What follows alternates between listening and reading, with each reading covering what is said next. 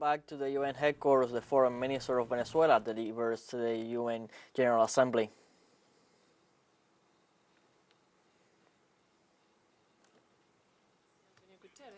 Secretary General of the organization, heads of delegations, ministers, ambassadors. From the homeland of the liberator Simón Bolívar and Commander Hugo Chavez, we convey warm regards on behalf of the constitutional president of the Bolivarian Republic of Venezuela, Nicolás Maduro Moros, and the entire Venezuelan people. Allow us to congratulate you, Mr. President, on your election. We wish to express our solidarity with the sister nations of Libya and Morocco for the recent and painful loss of life due to natural disasters.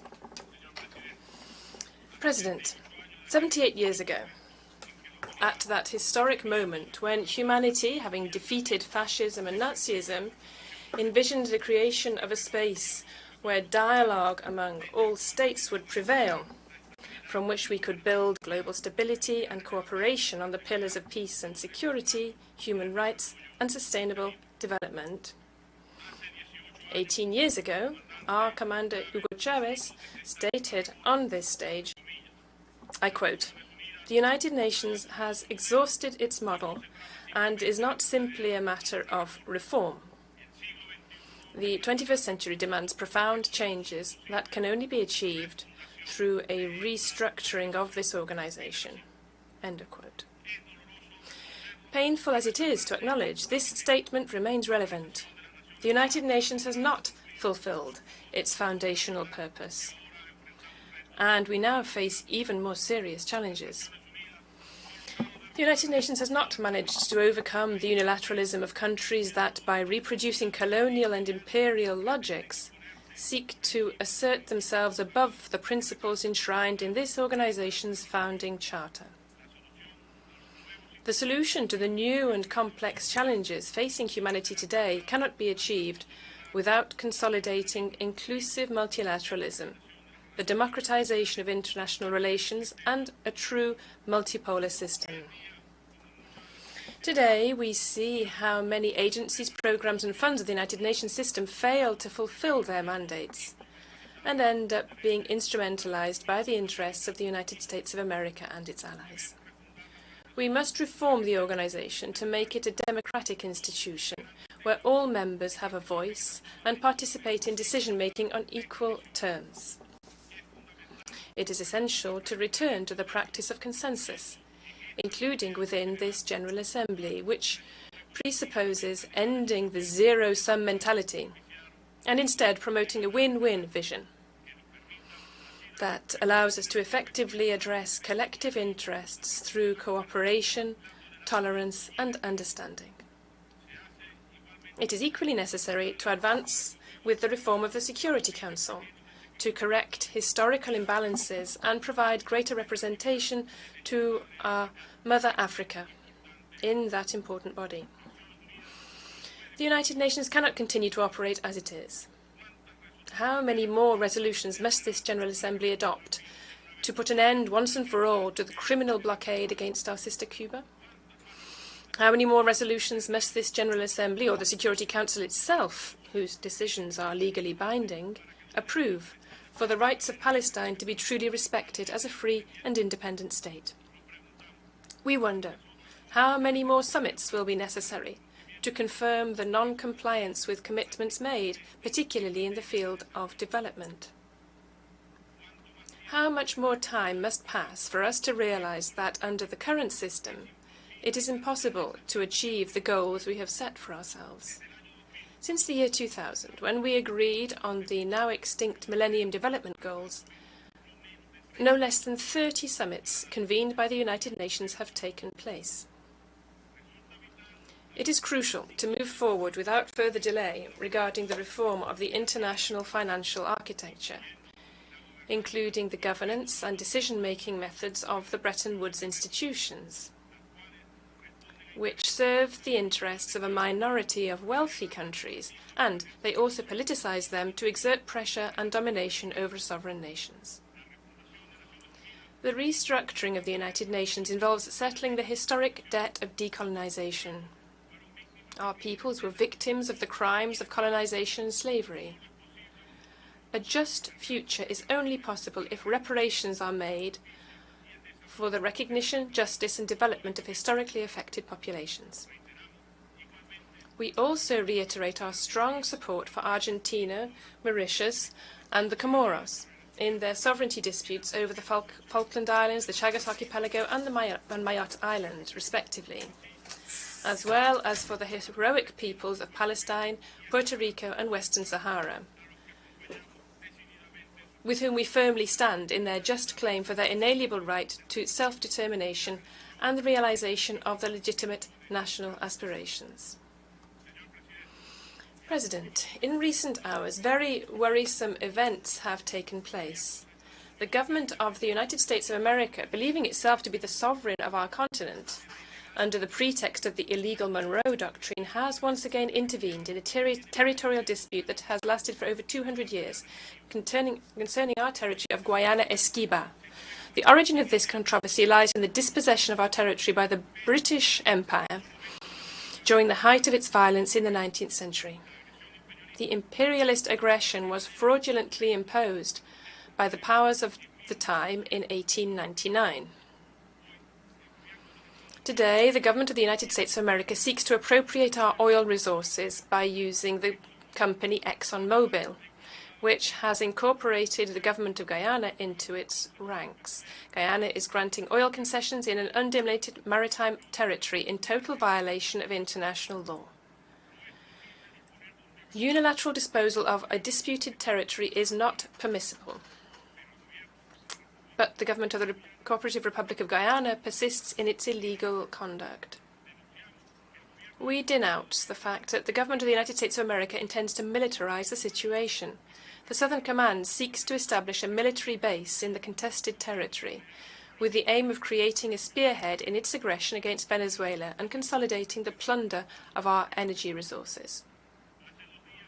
2 days ago, the National Assembly of Venezuela unanimously decided to call upon our people to participate in a consultative referendum to reaffirm the defense of our sovereign territory in the face of the aggression of the American empire, which seeks to lead us into a war over natural resources. The Bolivarian Republic of Venezuela reaffirms its commitment to peace, but also its firm determination to safeguard its sovereignty and territorial integrity. Mr. President, the protection of cyberspace, the fight against cybercrime, the regulation of new information technologies, social media, and artificial intelligence must become a strategic priority for the United Nations. If we truly advocate for the defense of human rights and democratic principles, we must promote fair and equitable regulation that prevents the concentration of these new tools in the hands of a few,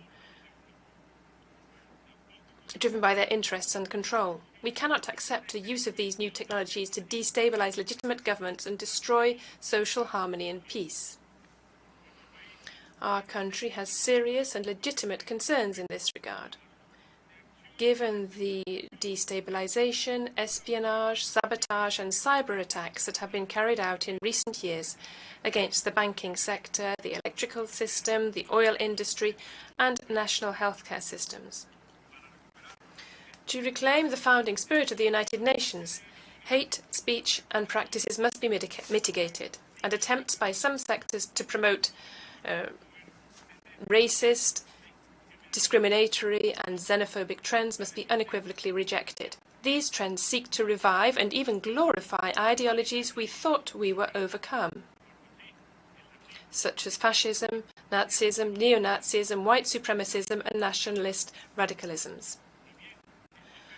Whilst these phenomena have their main manifestations in Europe and the United States of America, our own region of Latin America and the Caribbean has not been exempt from such episodes.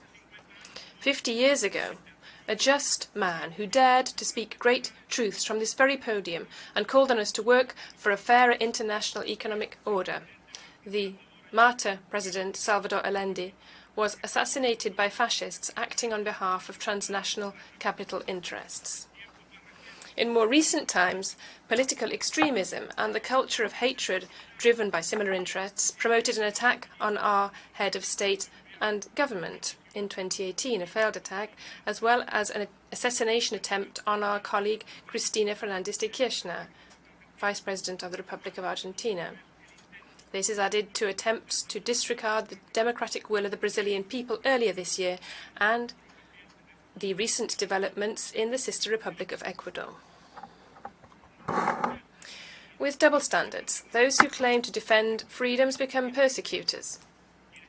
Those who claim to defend democracy activate mechanisms of political persecution to reverse democratic processes or to restrict freedom of expression, as in the case of Julian Assange, who remains a political target of those who cannot forgive him for revealing the true nature of imperialist interventionism.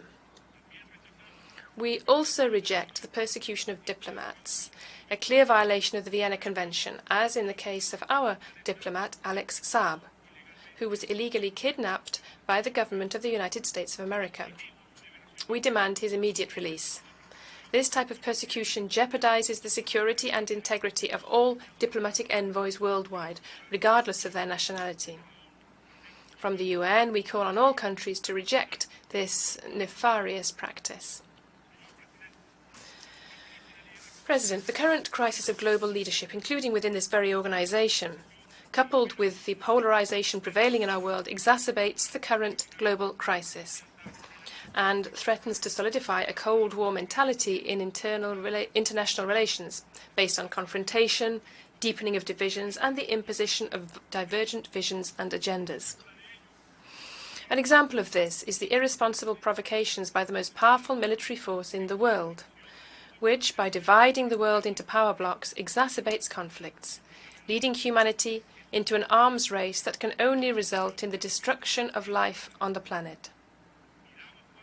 Let us measure how much has been invested in armaments and how much in promoting spaces for diplomacy and dialogue, and we will painfully realize how many opportunities to save lives have been lost. We express our concern at the rapid increase in military spending in recent months, reaching levels unseen in recent generations.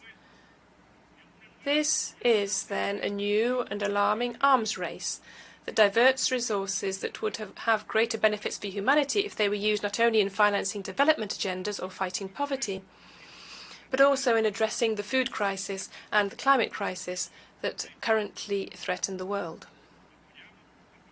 We support the proposal of Colombian President Gustavo Petro to convene a World Conference for Peace in Ukraine and in Palestine. We call for addressing these issues in a balanced and cautious manner, reducing tensions and promoting confidence-building measures, not only in the Eastern European region, but also on the Korean Peninsula and in Western Asia. We are confident that this will create a conducive environment for the success of diplomatic efforts for peace. Venezuela is committed to the declaration of Latin America and the Caribbean as a zone of peace. We actively participate in the reconciliation process in the Republic of Colombia, convinced that the achievement of total peace for our sisters and brothers will contribute to the consolidation of regional peace.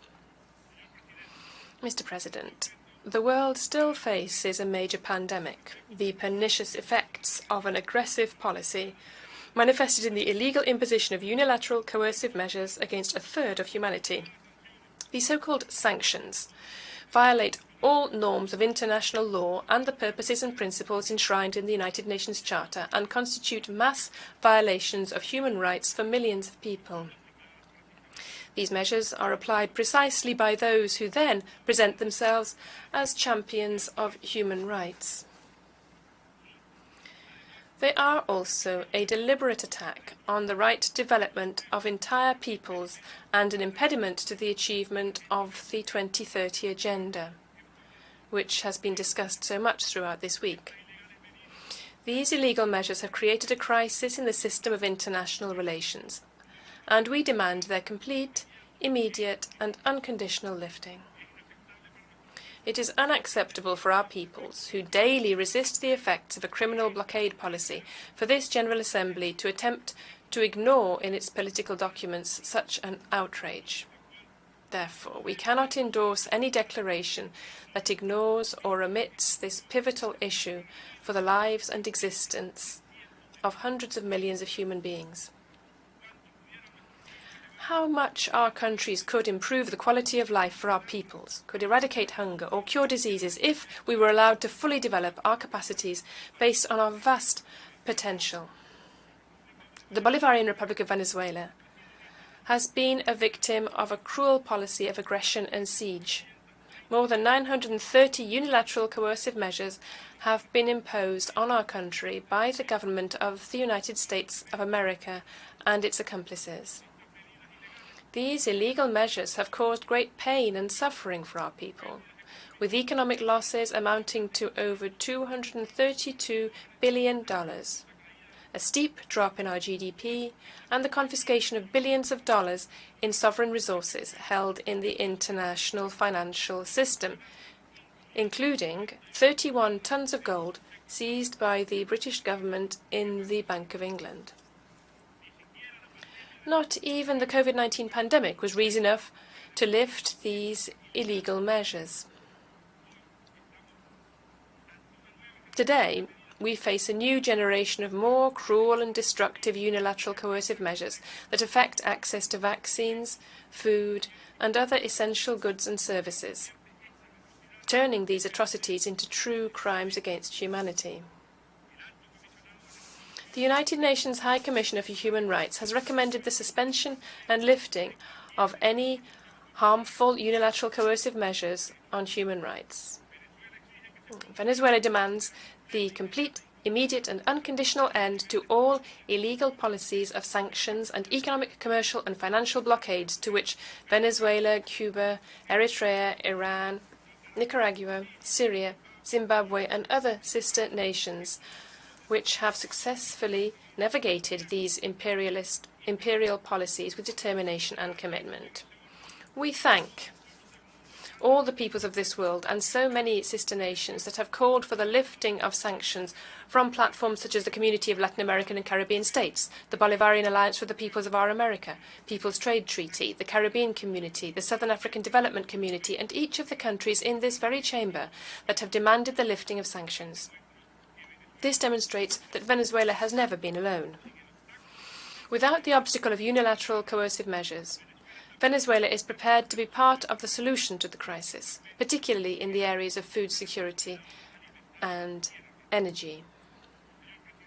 President, we propose the establishment of a zone free of unilateral coercive measures, in which we can conduct our financial transactions and interbank payments, allowing us to guarantee direct investments and legal trade between our nations without risks or arbitrary or punitive impediments by Western powers.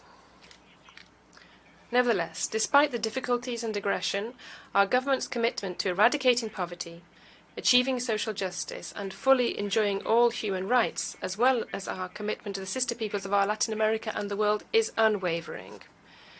Despite the attacks, aggressions, siege and looting resulting from unilateral coercive measures, Venezuelan economy has begun a process of recovery, with projected growth figures far surpassing those of other countries in our region, as highlighted by the Economic Commission for Latin America and the Caribbean and other specialized organizations.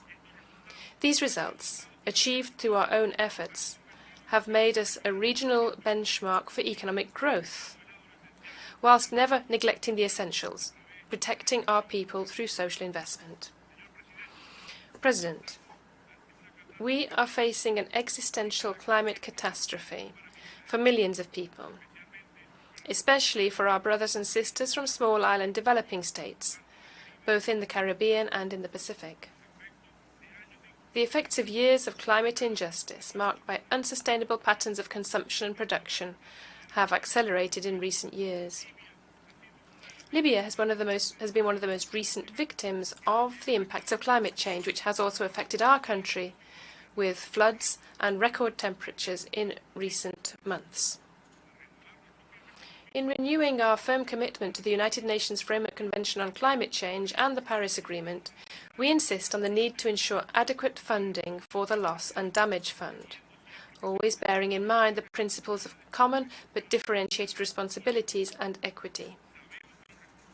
We know that the resources exist, where they are, and who has them. As Comandante Chavez said 14 years ago, let's not change the climate, let's change the system. President, in the face of the economic and financial crisis that particularly affects developing countries, we need a new model for the mechanisms of global governance, where the Global South has fair access to international financing. Until there is a true and effective reform of the multilateral system in the financial sphere, the Sustainable Development Goals, the subject of this meeting, are destined to be unfulfilled. Debt is an essential problem for developing countries, and there is little hope that things will improve soon if the current system is not radically changed. The World Bank, the IMF, and Western credit institutions, while charging low interest rates to their friends, burden developing countries with unpayable interest rates, which some experts have termed a criminal financial apartheid. This neo-colonialist scheme of plunder and dependence must be rooted out. President, among the major challenges facing humanity today, within the framework of this global systemic crisis and where this organization has a fundamental role to play, is the phenomenon of international migration. We cannot allow migrants to be stigmatized and criminalized.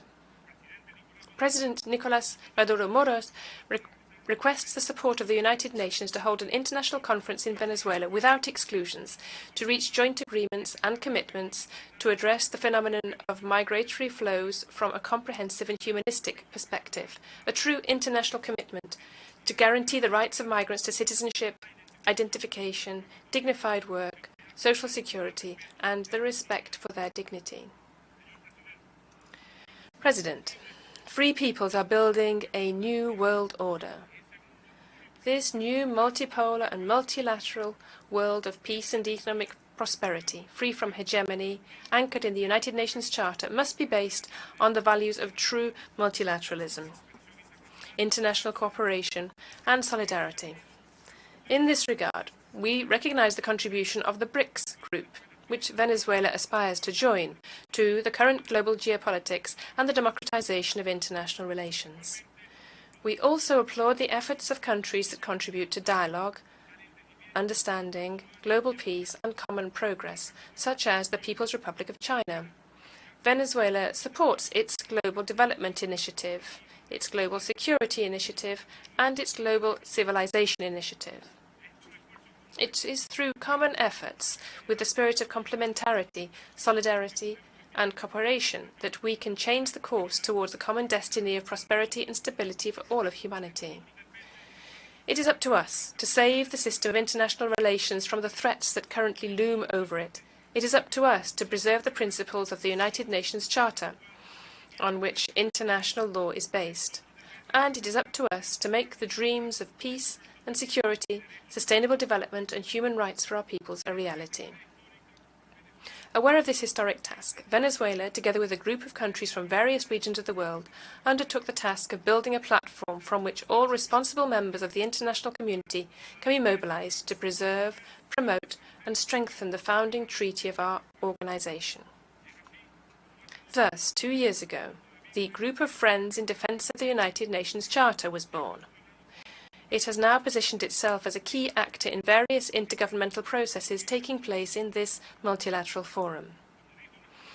As our President Nicolás Maduro said a few weeks ago at the BRICS Plus summit, definitively, unity is what makes strength, and that united strength promotes a new global relationship paradigm and promotes a new 21st century global geopolitics. End of quote. Let us work together so that the United Nations also becomes an organization that responds to the needs of peoples for this century. Much has been said about Venezuela in recent years. Much disinformation has been spread through major media corporations and social networks about the reality of what is happening in our country. Many attempts have been made to sow a media matrix through so-called fake news, with the aim of deploying humanitarian intervention in our country in flagrant violation of our sovereignty. However, thanks to our Bolivarian diplomacy of peace under the leadership of President Nicolas Maduro Moros, the truth about Venezuela has always prevailed and resonated strongly within the United Nations.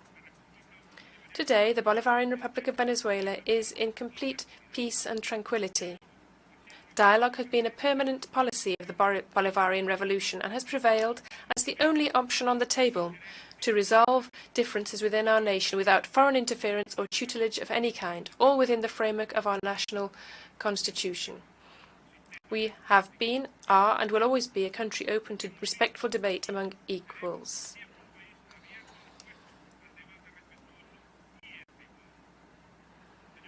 President, those who attempted to subjugate our people through economic terrorism, hunger, disease, foreign invasion, the thwarted assassination of our head of state and government, and the imposition of fictitious entities to promote a regime change agenda and facilitate the theft of national assets, have failed miserably.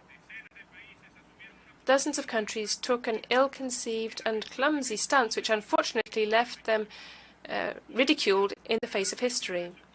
Together, the vast majority of those countries, with few exceptions, have overcome the uncomfortable episode and have returned to the path of diplomacy and understanding among equals.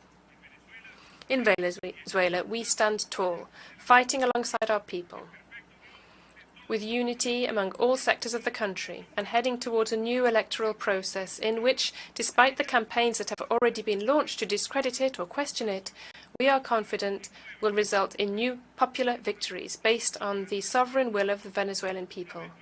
Once again, in 2024, we will go to the polling stations in a civic and massive manner to reiterate support for the Bolivarian, revolutionary and socialist project initiated by the internal commander Hugo Chavez Frias. Allow me to conclude by reiterating that Venezuela remains determined to be the master of its destiny and to exercise its sovereignty. Determined to continue consolidating its independence and its right to live in peace. Our nation and our people do not yield, nor will ever yield, to pressure, blackmail or threats, and will continue to be free. Today we find ourselves with a high morale and a high level of awareness and unity to continue advancing in the construction of a homeland of social justice, solidarity and inclusion, inspired by our liberators and the permanent will of a people that does not surrender and will never surrender. Determined to continue winning in revolution. Thank you very much, President. I thank the Minister of the People's Power. We're listening to the statements of the Venezuelan Foreign Affairs Minister Yván Gil, who was speaking at the 78th General Assembly of the United Nations. The Venezuelan Foreign Minister expressed Venezuela's condolences to the people of Libya and Morocco after the devastating natural disaster that hit those two nations. He also said the UN has not been able to succeed in its purpose and has not been able to stand against unilateralism. The Foreign Minister added that the organization must be reformed so that all member states can have a say and a voice in the decision-making process of the organization, and so that it's no longer a tool that is used by the United States and its allies to implement their will and foreign policies. The Foreign Minister condemned the U.S. blockade against Cuba and supported the right of the Palestinian people for an independent state, to have their own nation as East Jerusalem as their capital. Yván Gil also denounced the theft of Venezuela's energy resources by the U.S. and also condemned the interventionist policies of the U.S. in the region that cement division between the people, and of course condemned all unilateral coercive measures that harm most of all the people of Venezuela and the region, and also condemned the imprisonment of diplomat exiled by the United States and demanded his immediate release, and supported Colombia's total peace policies enacted by the administration of Gustavo Petro. Stay tuned with teleSUR English for more updates on what is going on at the UN headquarters.